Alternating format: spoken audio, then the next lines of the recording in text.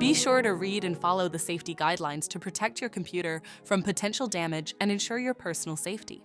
For more information about safety guidelines, see the owner's manual at dell.com/support.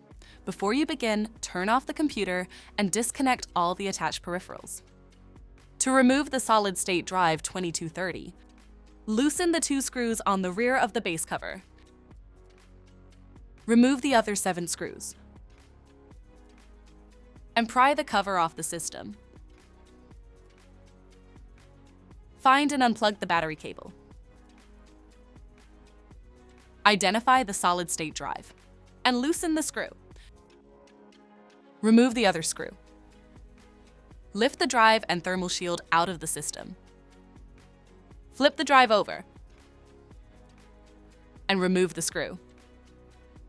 Lift the solid-state drive off the thermal shield.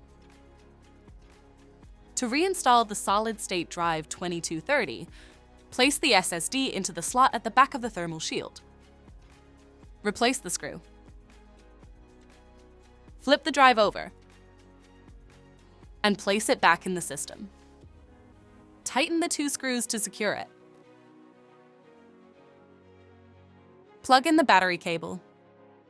Place the base cover back on the system and secure it with the 9 total screws. For more information about your Dell system, visit dell.com/support.